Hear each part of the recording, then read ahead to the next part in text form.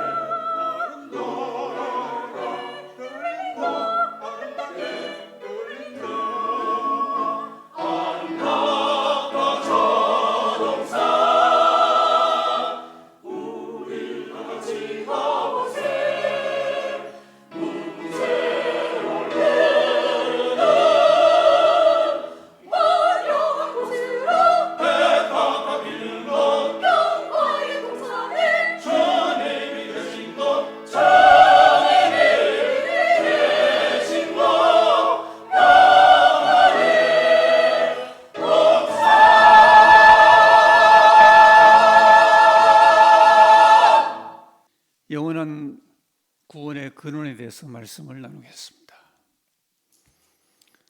교회력을 우리가 1년에 절기를 따라 지키고 있습니다. 전 세계의 일반적인 그 교회력 절기가 1년에 한 12개 정도 순환적으로 늘 그 시즌에 우리에게 돌아오고 있습니다. 그 가운데 현재 우리 교단 전통적으로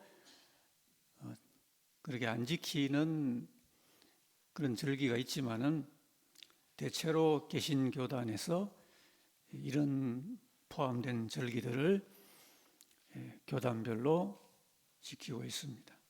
다 뜻깊은 내용을 담고 있습니다. 세상의 기념 절기는 거의 그냥 기념하고 넘어가는 이런 것들이 많은데 우리 교회 절기는 말할 수 없는 깊은 의미를 담고 있는 것입니다. 저는 그 출발을 성탄절로 잡고 싶습니다. 주님의 탄생으로부터 시작을 하면은 그다음에 주현절이라는 절기가 있습니다. 예수님의 그 신적인 정체성이 세상에 드러나는 사건들을 기념하는 절기라 그랬습니다. 주현절이라 그러고요. 그리고는 이제 주님의 고난으로 나아가는 그 절기가 사순절로 계시가 됩니다. 렌트라고도 부르는데요. 부활절을 준비하는 40일간의 그 회개와 절제의 기간입니다. 그 다음에 이제 종려주일이 되고요. 그리고 고난주간을 맞습니다. 그 끝에 부활절을 맞죠.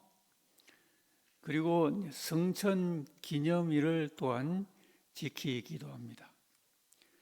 그 후에 성령 강림절, 그건 우리 교회도 지키고 있고요. 그리고 삼위일체 주일이라고 성령 강림절 이후에 그런 절기가 있습니다. 우리가 충분히 이해할 수 있는 것입니다.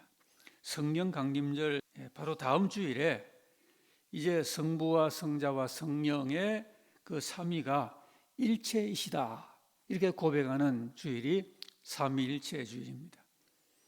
그리고 이제 가을녘에는 종교개혁주일을 맞고 그리고 추수감사주일을 맞습니다. 그리고 이제 연말 즈음에 대림절이라고 그런 절기를 지킵니다. 예수님의 오심을 기억하는 것인데 지금은 주님의 초림이 있었기 때문에 주님의 초림을 기억하면서 동시에 주님의 다시 오심을 기다리는 그 4주간입니다. 이렇게 12절기가 순환되며 우리가 무엇을 믿는지 어떻게 믿을지를 절기를 따라 훈련도 하면서 은혜를 받습니다.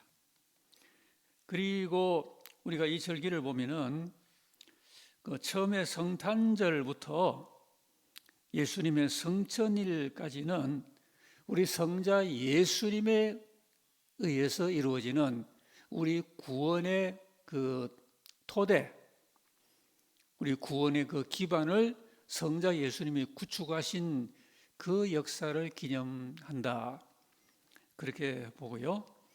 그 다음에 이제 성령 강림 주일과 그리고 삼위일체 주일은 성령과 성부께서 일체적으로 역사하신다. 결국 성자 예수 그리스도의 그 은혜가 우리에게 임하도록 성령님 또 성부 하나님 아버지의 그 일체적인 역사임을 말을 하고 있고, 그 다음에 이제 종교개혁주일부터 끝까지는 이것을 우리가 잘 고백을 하는 겁니다. 여러분, 신앙의 고백은 사도신경을 외우는 것만이 아니고 하나님의 모든 은혜와 그 약속과 주신 말씀에 대하여 우리의 반응입니다. 신앙은 반응이에요. 신자는 불신자와 달라서 하나님의 은혜와 진리에 대하여 반응할 줄 아는 사람입니다. 그래서 우리가 성부, 성자, 성령 하나님의 그 역사 앞에 신앙을 고백하고 또 감사하고 또 우리의 삶 가운데 실천하고 적용하는 그런 훈련과 실천의 절기 내용이라고 보는 것입니다. 지금은 그럼 교회 절기적으로 보면은 부활절과 성천일 그 사이에 있습니다. 부활절을 지난 4월 첫 주 4월 5일에 우리가 지켰죠. 성천 기념일은 그 4월 5일에다가 40일을 더하면은 5월 14일 목요일이 되겠습니다. 그리고 성령 강림절은 그로부터 다시 10일이 지난 5월 24일 주일이 성령 강림절이 되겠습니다. 결코 단순한 기념일이 아니고 칼렌다의 하루를 장식하는 그런 겉모습만이 아니라 우리 영원한 구원의 근원을 담고 있는 절기입니다. 그리고 그 영원한 구원의 근원 위에서 우리가 우리 자신이 구원과 축복과 승리로 나아가기 위해서 그 하나님의 은혜와 진리를 어떻게 나에게 믿음으로 적용을 할까? 내가 하나님의 그 은혜를 누리기 위하여 어떻게 훈련을 할까? 어떻게 실천을 통하여 그 은혜가 나에게 임하게 할까? 이런 면들을 함께 다루는 절기라고 볼 수가 있습니다. 오늘 본문은 이제 이러한 구원과 함께 우리가 실제적으로 삶의 원리를 어떻게 가져가야 하나님의 풍성한 구원과 생명이 우리 삶에 임하게 될까? 오늘 이 중요한 부분을 히브리서가 다루고 있습니다. 첫 번째 우리가 생각할 요지는 구원의 근원의 문제입니다. 오늘 본문의 9절 말씀에 그가 온전하게 되셔서 자기에게 순종하는 모든 자에게 영원한 구원의 근원이 되신다 그랬습니다. 참 중요한 말씀이에요. 구원의 근원이라 그랬습니다. 우리가 지금 누리는 구원은 근원이 있어요.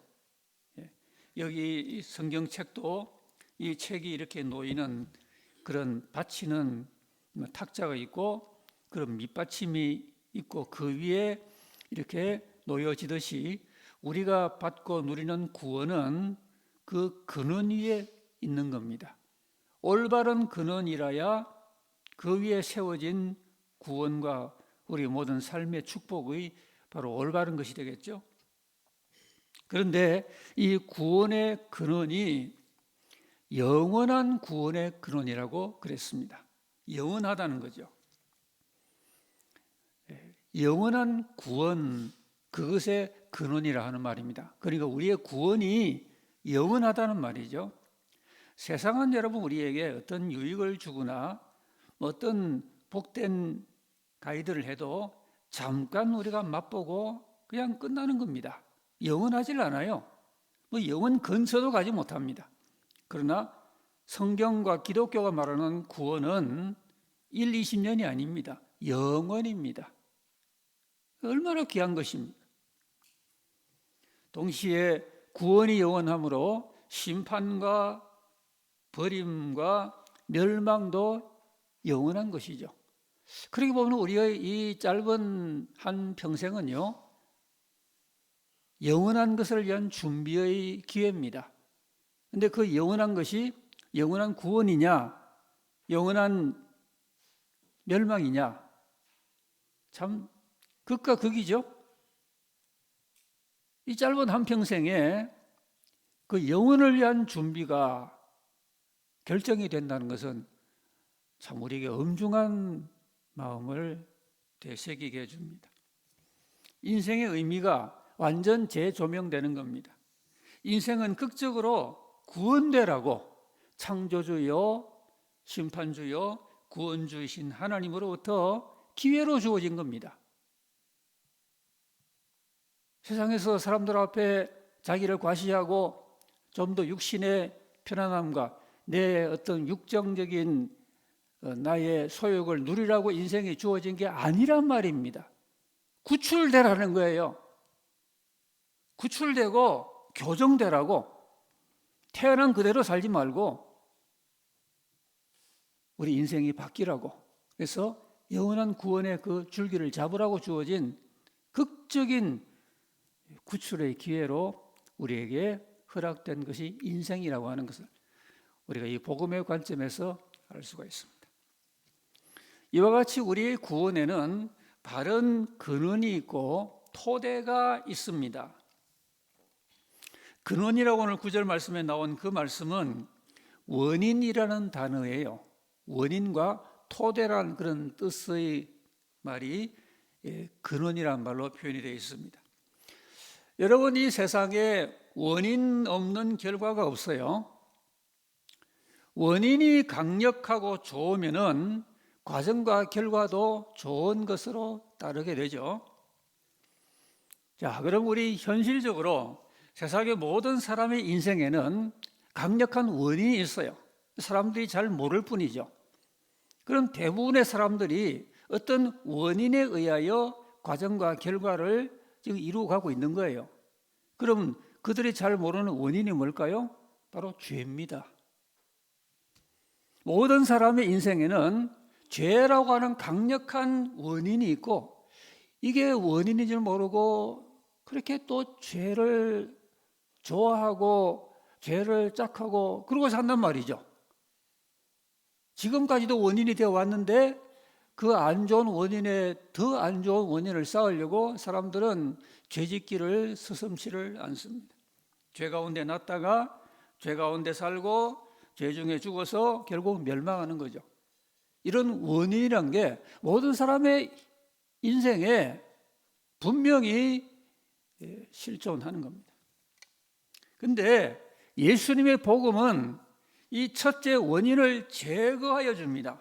그래서 우리 구원을 위한 완전히 새로운 원인을 제공해 줍니다. 우리 예수 믿고 거듭난 사람들은 우리 인생의 원인이 바뀐 사람들이에요.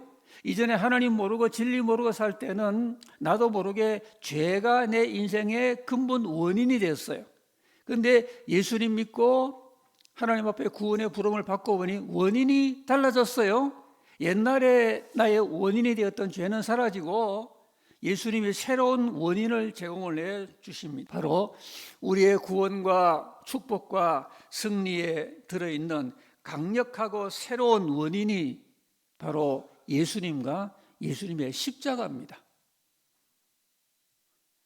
오늘 내 인생됨의 원인이 뭔지 우리가 잘 알고 믿어야 되겠죠. 예수님은 사람의 죄를 속죄하는 절대적인 원인을 십자가에서 만들어냈었어요. 구약의 이사야는 이 복음이 제공해 주는 원인과 결과를 우리에게 예언으로 말해주죠. 여러분, 저 한 구절 속에는 참 기가 막힐 정도의 우리 믿는 사람을 위한 우리 인생에 새롭게 다가온 원인과 결과를 말해주고 있습니다. 바로 이 허물과 죄악이란 건 바로 우리의 첫 원인이었어요. 그 결과 그분이 창에 찔리시고 온몸에 손상을 입으셨어요. 죽으셨단 말입니다. 허물과 죄가 죽음을 가져왔어요. 죄는 원인이고 죽음은 결과예요. 이제 십자가에서 주님의 그 죽으심은 우리를 위한 대속의 값이 되었습니다. 그로 인하여 이제 그가 징계를 받음으로 우리가 평안을 누리고 그가 채찍에 맞음으로 우리가 나음을 얻었다는 것은 새로운 원인이 갖다 준 결과를 말해줍니다. 예수님이 받으신 그 징계와 예수님이 맞으신 그 채찍은 우리 구원을 위한 강력한 절대적인 원인이 되었어요. 그래서 예수님의 그 징계받은 결과, 예수님의 그 채찍 맞으신 결과, 우리에게 놀라운 실제적인 삶의 결과가 주어지는데 그것이 바로 우리의 평화와 나음이란 말입니다. 저가 징계를 받음으로 주님의 새로운 원인을 십자가에서 제공하심으로 그 결과 우리가 뭘 누려요? 평화를 누리는 겁니다. 평화란 말은 화평, 화목, 하나님과의 샬롬, 즉 구원을 뜻합니다. 저가 징계를 받음으로 우리 삶에는 절망과 암울한 그런 삶의 위기와 실패와 좌절만 그리고 심판과 멸망만 다가올 수밖에 없었던 우리인데 저가 징계를 받음으로 그것이 원인이 됐어요. 그 결과 우리에게 저의 징계의 그 원인이 갖다 준 결과가 무엇이에요? 평화란 말입니다. 주님의 그 죽으심이 강력한 원인이 되어서 우리 삶에는 평화라고 하는 놀라운 결과가 맺어지게 됐고요. 제가 채찍에 맞은 건 하나의 원인이었습니다. 그 새롭고 강력한 원인으로 인하여 너희는 나음을 얻었다. 나음이란 말은 치유를 말하죠. 주님이 채찍에 맞으면 우리는 나았단 말입니다. 여러분, 십자가에 이루어진 이 일은 인류를 위해 열려진 새로운 강력한 원인입니다. 믿는 사람들은 주님의 역사가 하나의 역사적인 페이지만이 아니라 믿는 우리를 위한 새롭고 충만한 원인임을 믿는 사람들이에요. 그리고 그 결과를 받아들이는 사람들입니다. 그러면 오늘 예수님 안 믿는 사람들에게는 결코 정죄함이 없는 것입니다. 오늘 세상에 태어나서 참으로 구원을 받고 승리를 얻고 축복을 받는 모든 사람들의 인생은 예수님이 절대 원인이 되어주는 그런 인생들입니다. 이 세상에 예수님 밖에서 자기가 살아가는 길이 평생 괜찮은 길인 줄 알고 살았는데 나중에 다 살고 났더니 그 길은 참된 축복을 주는 길이 아니었더라면 그보다 나은 인생의 비극이 어디 있겠습니까? 우리 예수 믿는 사람들은 예수님의 이 구원 사역이 참으로 얼마나 우리에게 위대한 복을 갖다 주는 원인이 되었는지를 날마다 묵상해야 됩니다. 그래서 예수님 원인이 나에게 축복된 결과를 얼마나 가져오고 있나, 우리 삶을 성찰하시면서 주님의 이 공로를 찬양하고 감사하고 믿음으로 우리 하나님을 더 의지하는 우리의 믿음과 우리 날마다 삶에 적용하는 그런 우리 경건한 삶을 잘 이어가야 되겠습니다. 주님의 그 공로는 강력한 구원의 근원이 되었다. 오늘 히브리서 기자는 우리에게 구원의 토대를 밝힙니다. 그러면 이 구원을 이루는 삶에 대해서 우리가 이해를 해야 됩니다. 자, 예수님께서 구세주로서 구원의 토대를 이렇게 잘 쌓아 놓으시고 원인을 우리를 위하여 제공을 하셨는데 오늘 세상과 인간의 현실은 그런 하나님의 구원의 뜻과는 상당히 거리가 멉니다. 사람을 지으신 하나님의 원래 계획은 이렇지 않았습니다. 이렇게 하나님을 떠나서 불행하게, 암울하게, 불의하게 그렇게 잘못 사는 가운데 서로가 서로에게, 나라가 나라에게 불행을 서로 주고받는 이런 현실을 하나님은 의도하지 않았습니다. 오늘 이 세계는 이사야 53장 6절 말씀이 정확히 이루어지는 현실로 보입니다. 우리는 다 양 같아서 그릇 행하여 각기 제 길로 갔다. 하나님이 분명히 우리를 위하여 최고의 인생길로 회복될 수 있는 강력한 원인을 이미 제공해 주셨는데 그 하나님을 오히려 외면하고 각기 제 길로 가는 양 같은 모습을 보이고 있다. 양의 특징이 그래요. 놔두면은 그 중에는 목자에게 잘 안 가고 각기 양들이 제 길로 가는 이런 양의 모습이 있잖아요. 오늘 온 나라들도 각기 제 길로 갑니다. 이 때문에 온 지구촌 사람들이 마음에 깊은 우려가 도사리고 있습니다. 세계 요즘 뉴스에 나오고 있지만 석유 운송량의 20%를 점하는 그 국제 해협에다가 기뢰를 설치를 하였다죠. 아니 그런 중요한 해로에 기뢰를 설치하면 어떻게 합니까? 그 설치한 당사자도 어디다가 설치했는지를 자기들도 모른다고 하잖아요. 결과적으로 멀리 있는 우리 한국의 편의점에서 쓰레기 봉투가 모자라고 병원에 주사기가 동났다는 이런 보도를 또 우리가 접하고 있습니다. 이게 하나님의 의도하신 구원의 길이 아니잖아요. 각기 개인이나 나라나 제 길로 가고 있어요. 하나님이 원래 아담에게 영생을 주시려고 계획을 했었습니다. 그런데 아담은 선악과를 선택을 함으로 인류 멸망의 원인을 만들었어요. 이제 복음 안에서 하나님께서 절대 구원의 원인을 다시 허락을 해주시는데, 이제 우리의 과제는 그 원인된 복음을 잘 받아들이는 것입니다. 구약의 예레미야는 예레미야 2장 13절에서 택하신 이스라엘 백성의 무서운 죄를 이렇게 지적했습니다. 내 백성이 두 가지 악을 행했는데 곧 그들이 생수에 근원되는 나를 버린 것과, 첫 번째 악은 뭡니까? 생수의 근원인 하나님을 버렸다는 거예요. 거기서 더 나아가서 스스로 웅덩이를 팠는데 그것은 물을 가두지 못할 터진 웅덩이라. 이게 하나님 모르는 백성이 한 행동이 아니고요, 구약의 이스라엘 백성이 이 두 가지 악을 범했다는 거예요. 생수의 근원인 하나님을 버렸어요. 그리고는 나아가서 스스로 인본적인 웅덩이를 파서 물을 가두지 못하는, 물이 계속 터져나가는 그런 잘못된 웅덩이를 판 그 결과 개인과 공동체가 함께 멸망하고 있는 이런 택한 백성의 실패의 스토리를 담고 있습니다. 올바른 부름으로 하나님이 불러주셨는데도 하나님 백성이 완전히 다른 길을, 곁길을 걸어가고 있는 겁니다. 오늘 믿는 우리는 혹시 이런 모습이 없나요? 분명히 예수 그리스도의 십자가를 통하여 위대한 구원의 원인과 토대가 마련되었는데 그 원인을 우리 삶에 잘 적용만 하면 우리는 굉장히 훌륭한 삶을 살 수 있게 되어 있었는데 우리가 곁길로 가고 있지는 않았습니까?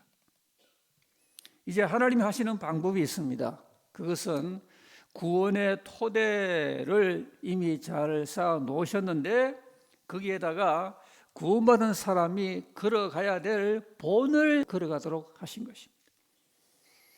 여러분, 우리는 이같이 바른 구원의 토대 위에 서야 됩니다. 신앙 고백도 잘 해야 되고요, 성경 공부도 잘 해야 됩니다. 하나님이 그리스도 안에서 십자가를 통해 마련하신 그 놀라운 영원한 생명의 토대가 뭔지를 정확히 잘 알고 날마다 묵상의 깊이를 더해 나가야 됩니다. 거기에다가 하나님께서 우리를 위하여 예비해 놓으신 그 본을 따라 잘 걸어가야 되는데 그 본이 뭘까요? 이 세상에 살았던 많은 사람들 가운데 우리가 참된 구원의 길을 잘 뒤따라 걸어갈 수 있는 우리의 모범과 본이 누구일까요? 두말할 것 없이 예수님인 것입니다. 예수님은 길과 진리와 생명이 되세요. 예수님이 앞서 나가신 그 길을 잘 뒤따라가야 됩니다. 오늘 적지 않은 크리스찬들조차도 사도신경을 고백하면서도 예수님의 뒤를 잘 따라가지를 않습니다. 입술의 말과 따라가는 행실이 달라요. 그러면 우리가 왜 예수 믿습니까? 예수님을 신앙 고백하고 신앙 고백한 대로 영원한 구원과 축복과 승리를 내 것으로 삼기 위하여 잘 뒤따라가려고 예수 믿었는데요. 여러분, 지뢰밭이라는 게 있죠. 이 지뢰밭을 전쟁터에서 흔히 병사들이 통과를 합니다. 그때에 아무도 죽지 않고 그 지뢰밭을 통과하기 위해서는 가장 노련한 선임자가 앞서서 지뢰를 피해서 앞장서서 잘 걸어가면은 뒤에 있는 병사들이 그 앞장서가는 노련한 병사의 뒤를 따라 한 발짝 한 발짝을 걸어가면은 무사히 그 지뢰밭을 통과하고 다 살게 된다는 것입니다. 이 중요한 것은 가장 노련한 그 제일 앞선 사람의 뒤를 한 발자국씩 그대로 잘 뒤따라가는 겁니다. 거기에 생명과 건강의 보장이 있어요. 나는 좀 곁길로 갈래 하다가는 죽는 거예요. 잘난 척 하다가는 죽는 거예요. 나는 무조건 저분 뒤를 따라가야 된다. 그러려고 예수님이 저와 여러분의 실생활적인 모범이 되어주신 겁니다. 그러니까 입술에 예수님 고백 따로, 삶의 순종 따로 이런 생활에 얼마나 위험한지 모릅니다.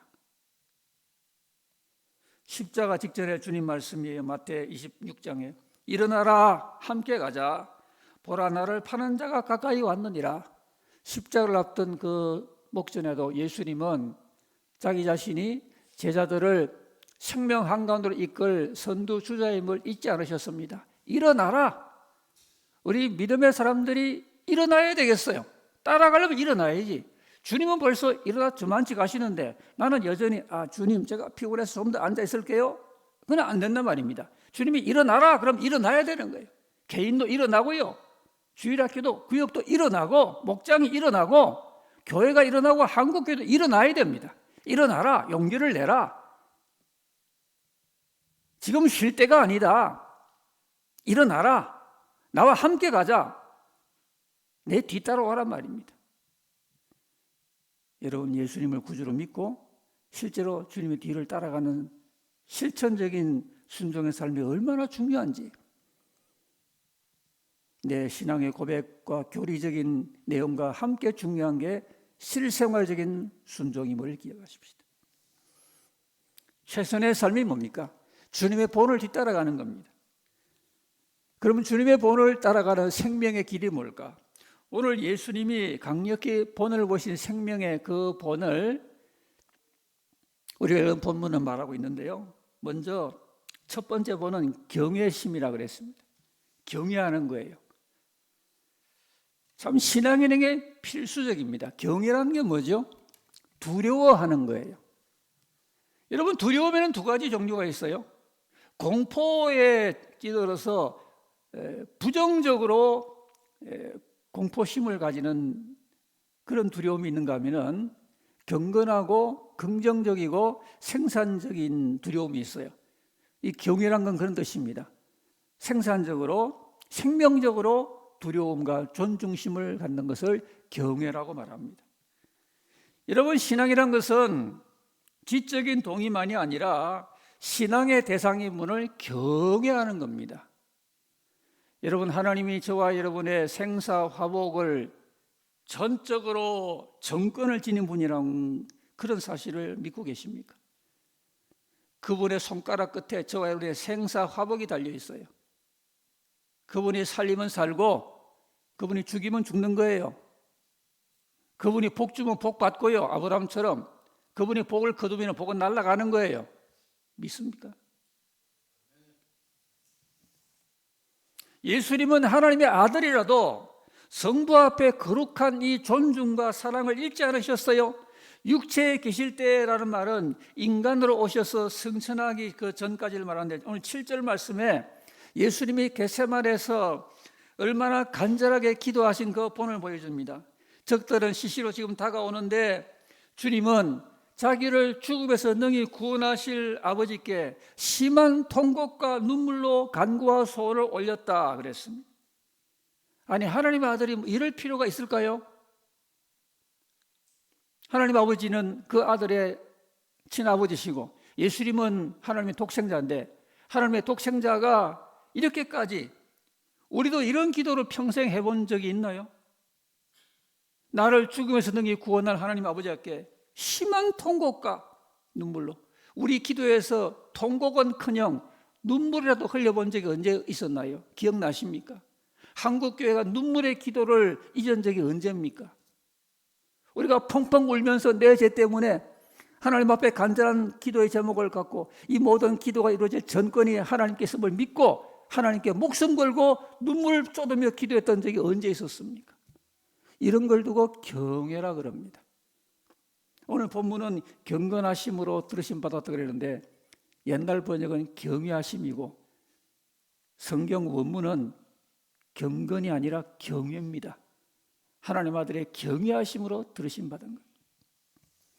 여러분 예수님은 이런 면에 우리의 본을 보이는 거예요. 기도할 때만 아니라 모든 우리의 삶의 신앙의 예배에 경외가 필요합니다.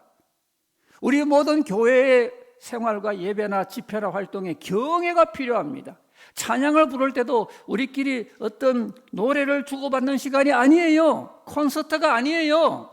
하나님 가장 높은 그분 앞에 떨면서 올려드리는 경외심의 고백이에요. 찬양 인도자나 찬양 함께 동참하는 분이나 이 경외심을 잃으면은 그 찬양은 워십이 아니라 콘서트가 되는 거예요.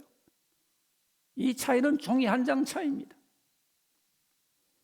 주님 우리에게 경외의 본을 보였어요. 두 번째 또 하나의 본은 순종입니다. 8절에 그가 아들이시라도 받으신 고난으로 순종함을 배웠다 그랬습니다. 여기에 주님이 온전하게 되신 게 순종을 통했습니다. 여러분, 우리 믿음 생활에 순종이 얼마나 중요한지. 여러분, 순종하십니까? 나는 내 신앙과 인격과 내 마음과 내 습관에 순종이 배어 있습니까? 요즘 현대인들은요, 머리가 커가지고 한 10살만 넘어서도 순종 잘 안 해요. 가정에서 부모에게 순종 안 하고요. 교회에서는 목사에게 순종 잘 안 합니다. 다 부모가 옳은 길 가르치고 목사가 성경 가르치는데 순종 잘 안 하고 내 식으로 가겠다는 거예요. 그러면 성경을 받지 못합니다. 순종을 통하여, 여러분 생각해 보세요. 만약에 예수님이 자기 자신은 하나님의 아들이라고, 나는 하나님의 아들이야, 그래서 이 생각만 하시면서 진리에 순종 안 하고 십자가 소명에 만약에 순종을 안 했다고 가정한다면은 예수님이 어떻게 온전하게 됐겠습니까? 그러니까 예수님도 하나님의 아들이시라도 순종으로 온전하게 되었다. 그래서 본문이 그렇게 말하는 겁니다. 자, 그런데 이 순종을 어떻게 했다 그랬어요? 순종함을 배워서라고 말했습니다. 이 굉장히 중요한 이야기입니다. 순종은 여러분 배우는 거예요. 예수 믿고 한번 작심한다고 순종이 완성되지가 않아요. 순종은 평생 배우는 거예요. 배운다는 말은 훈련한다, 수련한다는 의미가 들어있는 말입니다. 여러분, 지식은 교실에서 순간적으로 습득하지만은 순종이라는 것은 평생 배움의 과정에 필요한 거예요. 왜냐하면 우리는 육신을 갖고 있기 때문에. 예수님도 인간이신지라 바로 순종을 배웠다 그랬습니다. 그런데 그 순종을 배우는 것이 받으신 고난으로 배웠다. 또 그렇게 말씀하죠. 그래서 우리가 고난을 통해 배우는 거예요. 우리는 깨어지면서 막 이렇게 어려움 속에서 시달리면서 배우는 거예요. 예수 믿고 난 다음에 모든 게 그냥 순탄하게 일사천리, 그걸 초신자들은 많이 기대하지만 성경은 그렇게 말하고 있지 않습니다. 힘들고 어려운 과정을 통하여 내가 얼마나 육신을 갖고 있는 연약한 존재인지, 그러므로 내가 얼마나 하나님을 의지해야 되고 내가 얼마나 하나님을 두려워해야 되는지를 경험을 통하여 평생 배우는 겁니다. 받으신 고난을 통하여. 그러므로 이 고난을 여러분 도망가지 마세요. 고난은 순종을 배울 기회가 되고 순종을 통하여 온전하게 된다라고 주님이 본을 보여주는 겁니다. 하나님 더 잘 경외합시다. 하나님을 두려워합시다. 하나님을 두려워하는 가운데 우리도 피차 또 두려워하는 겁니다. 사람을 우습게 보는 사람은 하나님을 우습게 보는 사람이에요. 하나님을 경외하는 마음으로 피차 복종하자, 그렇게 말했습니다. 하나님을 경외하고 또 주님이 본을 보이신 대로 받으신 고난으로 우리도 고난 가운데 순종을 배워서 순종을 통하여 온전해지는 순종의 사람으로 더 나아가시기를 주님 이름으로 기원합니다.